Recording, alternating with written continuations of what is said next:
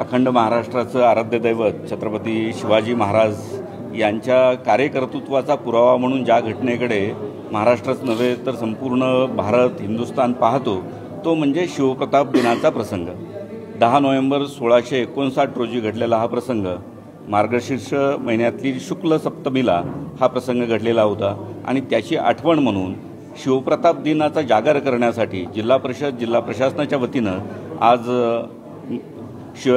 प्रतापगडावर भवानी मातेची पूजा केली जाते, अभिषेक केला जातो, महाराजांची पालखी या ठिकाणी काढली जाते आणि त्यानंतर विद्यार्थ्यांचे स्थानिक कलाकारांचे गुणगौरव किंवा त्यांचं कलाचं सादरीकरण केलं जातं, झेंडा वंदन केलं जातं।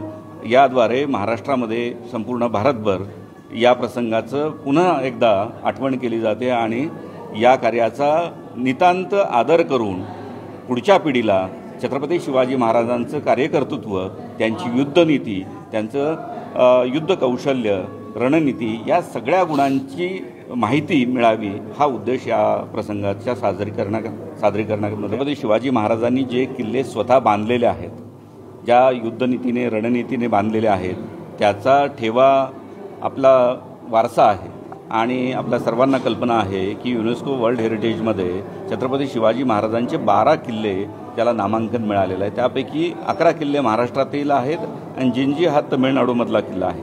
त्यापैकी सर्वात महत्त्वाचा जो आहे किल्ला तो प्रतापगड आहे की जो आजही लाईव्ह फोर्ट म्हणून ओळखला जातो। या किल्ल्यावर त्यावेळेचे मावळे आजही त्यांच्या पुढच्या पिढ्या राहतात आणि ते कार्य त्यांना जे महाराजांनी दिलेलं होतं ते आजही ते सांभाळत आहेत, म्हणून याचं एक वेगळं महत्त्व आहे। म्हणून महाराष्ट्र शासनाने प्रतापगड संवर्धन समिती स्थापन केलेली आहे। छत्रपती उदयनराजे महाराज यांच्या अध्यक्षतेखाली ही समिती कार्यरत आहे आणि यासाठी विकास निधी पण मंजूर केलेला आहे। मला सांगायला आनंद होतो की महत्त्वाचे ज्या काही कामांना मंजुरी मिळालेली आहे ती कामं अतिशय चांगल्या दर्जानी आज प्रगतीपथावर आहेत आणि आगामी वर्षामध्ये ही कामं पूर्णत्वाला जाऊन छत्रपती शिवाजी महाराजांच्या काळामध्ये ज्या पद्धतीने प्रतापगड दिसत होता त्याच पद्धतीचा प्रतापगड आपण जनतेसमोर सादर करू शकतो।